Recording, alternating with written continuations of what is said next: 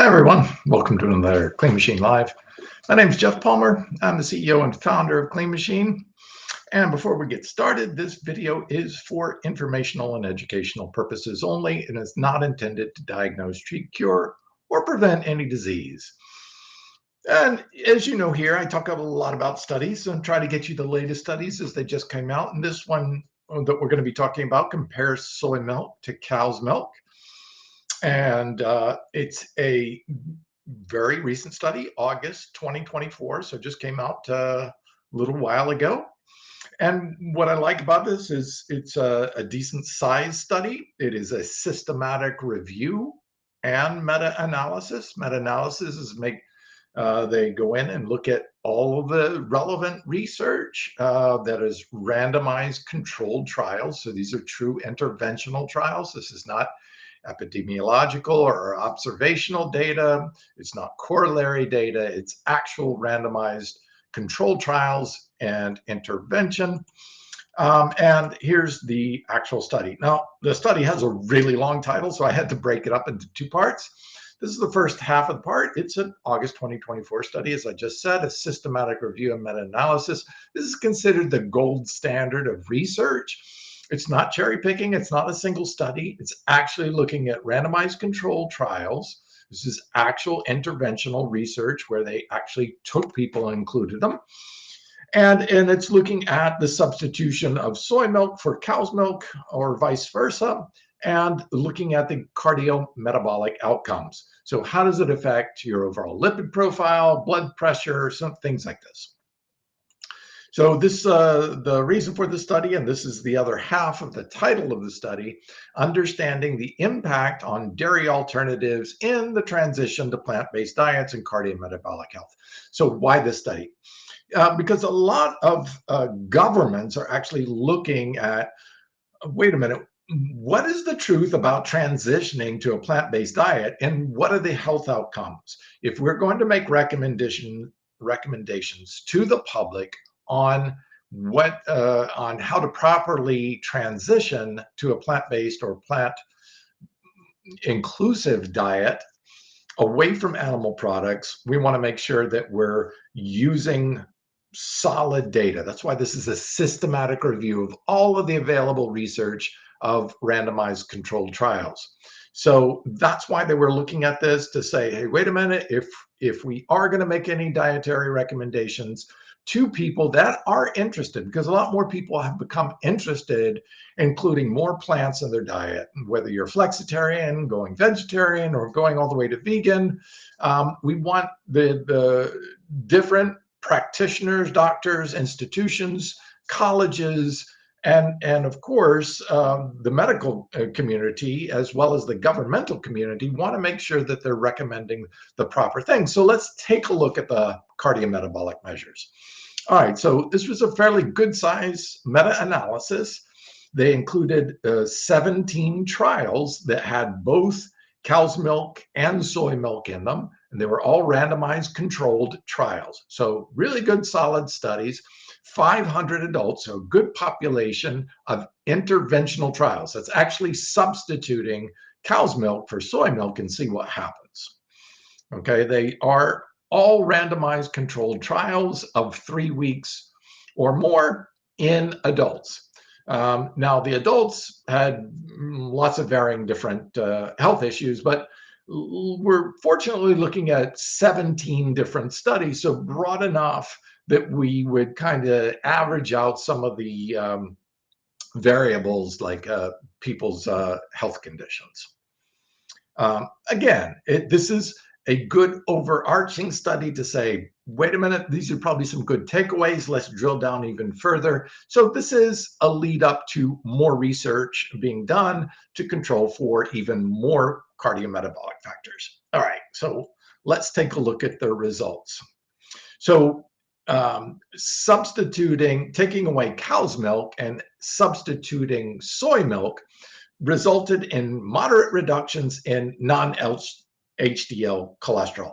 That's all the other forms of LDL cholesterol, total cholesterol, looking at small, big, very large, all these different types of LDL cholesterols in it. So it resulted in moderate reductions of basically LDL cholesterol types, all LDL cholesterol types, both systolic and diastolic blood pressure, small important reductions in LDL cholesterol, C-reactive protein. This is the one that really kind of contributes to the inflammatory process. That inflammatory process, coupled with the higher LDL cholesterol, is now strongly correlated with the development of atherosclerosis, or the plaquing or hardening of the arteries.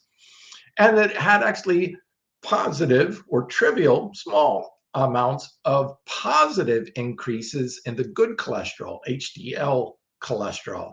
So bad cholesterol went down, good cholesterol went up, blood pressure went down, and C-reactive, the pro-inflammatory molecule, all went down. So every single marker they looked at, simply not changing anything else in their diet, simply taking out the cow's milk and substituting it with soy milk, and you got positive markers all the way across the board for cardiovascular health, from inflammation to blood pressure to cholesterol and lipid profile. So awesome.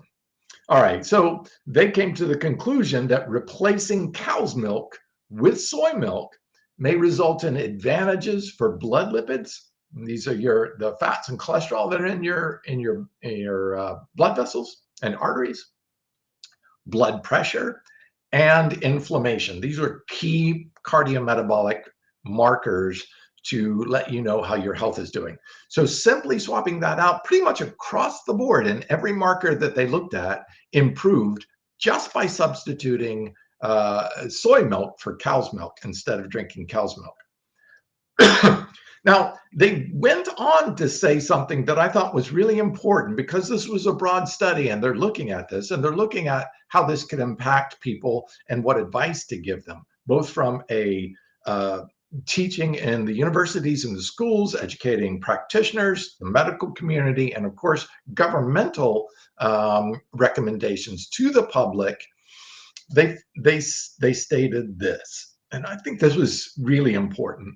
The classification of plant-based dairy alternatives, such as soy milk, as ultra-processed may be misleading as it relates to their cardiometabolic effects, and may need to be reconsidered in the transition to plant-based diets.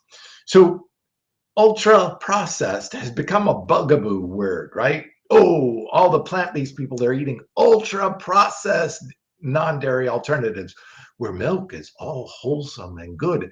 Well, it's not good if the cardiometabolic factors are going, if you have a greater risk for high blood pressure, for heart attacks, for stroke. That's not a good thing. If the ultra processed version of the milk is actually improving LDL cholesterol, improving both diastolic and systolic blood pressure, improving inflammation, well, then that's not a bad thing. So we're using these buzzwords, ultra processed, to try to scare people away and saying, oh, that's bad, that's negative. But when the outcomes are not negative, they're actually positive compared to the wholesome milk, then we got to stop using these buzzwords wrong. There are appropriate places. Obviously, a donut, which is ultra processed, no bueno, not good. But in this case, it isn't. So we should get away from these sweeping derogatory terms and use the actual definitions when and where appropriate. Are the ultra processed foods really having a greater negative outcome in our health markers? That's the more important, not whether you think it's good or bad for you because it's ultra processed, but what it actually does in the studies, what it actually does to cardiometabolic health. That's the important. Now, some people say, oh, but soy milk, what about the estrogen thing? Okay, please just look up some studies. There have been many, many studies that showed that soy milk, drinking in moderate doses, like on your cereal or for a glass of milk, is not going to change estrogen or testosterone levels in males, period. It's not going to grow breasts on you. If soy milk actually grew breasts, women would be drinking it by the gallons. Many women would. So it's just not the case, and we do not see that in any of the research at all.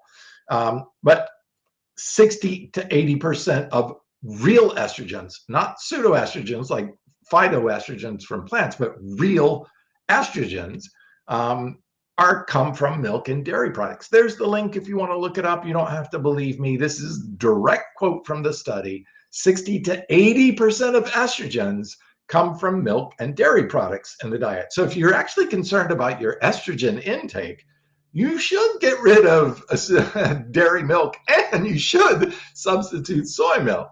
But there are plenty other plant milks out there as well. Soy milk is great because it's really high in protein. Plus, phytoestrogens have actually shown to be protective against breast cancer, be protective against prostate cancer in many, many studies. Again, just Google it. You'll see the research for yourself. You don't have to take my word for it, but make sure you're getting a lot of the studies, because there are studies obviously funded by the dairy industry that are going to try to design a study that has misleading outcomes to it and then post it out there as propaganda for them to continue to buy their products. Obviously, I don't sell soy milk. I drink soy milk. I eat tofu, but I'm not selling anything here, so I have no skin in the game. What I do is want to show you the effects of drinking dairy milk compared to soy milk so that you can get past fears, get past these bugaboo words that people are using like ultra processed to scare you out of making a change, when you could be improving your health, lowering your LDL cholesterol, lowering your blood pressure, improving your inflammatory status, putting yourself at less risk for cardiovascular disease states, heart attacks, coronary heart disease, atherosclerosis, high blood pressure, strokes. There's so many of these that are so prevalent in our society. 50% of Americans are expected to die from cardiovascular diseases. So this is the number one cause of death globally in humans. And anything that you can do, that's why I show the studies, anything that you can do to help reduce your risks may give you better results. That's why I give you this information.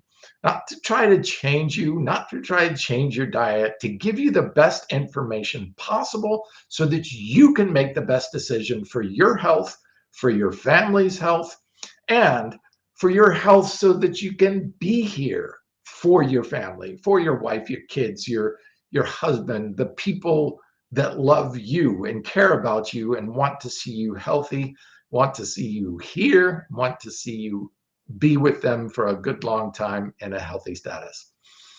Now, I've been consuming soy for over 50 years.